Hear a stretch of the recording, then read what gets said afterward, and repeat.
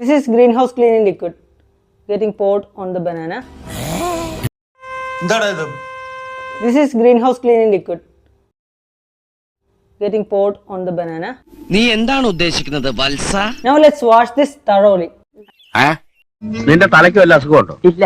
പിന്നെ എന്താ ഇതിന്റെ അർത്ഥം? ബുദ്ധിക്ക് ഒരു 5 പൈസ കുറവുള്ള ആളാ. അയാൾ എന്താ എപ്പോഴാ ചെയ്യണെന്ന് പറയാൻ പറ്റില്ല. Actually, we have cleaned the outer surface of the banana. എടി ഒരു 3 ഏത്തപ്പഴെടുത്ത് അവന്റെ ഉണ്ണാക്കി തിരികെ കയറ്റിക്കൊടു. Now let's wash this thoroughly in order to avoid any possibilities of contamination. ഞാൻ മെന്റലാണെന്ന് തോന്നണ്ടായോ? ഒരിക്കലില്ല. അത് തനിക്ക് വിവരമില്ലാഞ്ഞിട്ടാ. ബില്ല് തൊട്ടിട്ട് ഞാൻ ഇതിൽ തൊട്ടുണ്ടോ, അല്ലാതെ റെസ്റ്റോറൻറ്റുകാർ ഇതിൽ തൊട്ടുന്നോ തെർമൽ പേപ്പർ വെച്ചിട്ട് അശുദ്ധമാക്കിയെന്നൊന്നും ഞാൻ പറഞ്ഞില്ല. ഞാൻ തൊട്ടായിരുന്നു, തെർമൽ പേപ്പർ കൈ തൊട്ടിട്ട് ഇതിലൊക്കെ തൊട്ടു. അപ്പോൾ അതുകൊണ്ട് നമ്മൾ ഇത് നല്ലോണം ഒന്ന് സോപ്പിട്ട് കഴുകിയിട്ട് മാത്രമേ ഫുഡിൻ്റെ അടുക്കലോട്ട് വെക്കുന്നുണ്ട് കേട്ടോ. പൊട്ടന്മാര് ലോക പൊട്ടനാണ്. അപ്പോൾ ഗ്രീൻ ഹൗസ് ക്ലീൻ ലിക്വിഡ് ഇടുന്നു, പതപ്പിക്കണു, എന്നിട്ട് മുഴുവനാക്കിയിട്ട് നമുക്കൊന്ന് കഴുകിയെടുക്കാം. ഓക്കെ.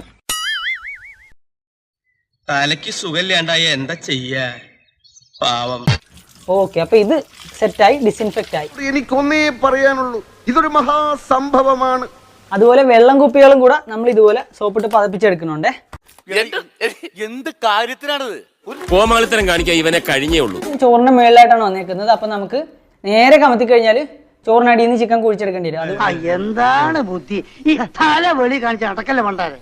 അതുകൊണ്ട് തന്നെ ഇത് എടുത്ത് മാറ്റി വെച്ചിട്ട് ചോറ് തട്ടുന്നതായിരിക്കും നല്ലതെന്നുള്ളതുകൊണ്ട് നമ്മൾ, പക്ഷേ എൻ്റെ കൈ വെച്ച് ഞാൻ തൊടുന്നില്ല. കാരണം ഇതിനെ പുറത്തൊക്കെ ഞാൻ തൊട്ടിട്ടുള്ളതുകൊണ്ട് എൻ്റെ കൈ അത്രത്തോളം വൃത്തിയുള്ളതാണെന്ന് ഞാൻ വിചാരിക്കുന്നില്ല. അപ്പം എനിക്ക് അവിടുന്ന് എന്തെങ്കിലുമൊക്കെ കെമിക്കൽസ് ഇതിൻ്റെയൊക്കെ പുറത്ത് പറ്റിയിട്ടുണ്ടെങ്കിലും ആ പാക്കറ്റിന്റെ പുറത്തുനിന്നുള്ള സാധനങ്ങൾ എൻ്റെ ഫുഡിലോട്ട് വരരുത്. മനഃപൂർവ്വം പറയണതല്ല, ജന്മനാ വിദ്യയാണേ.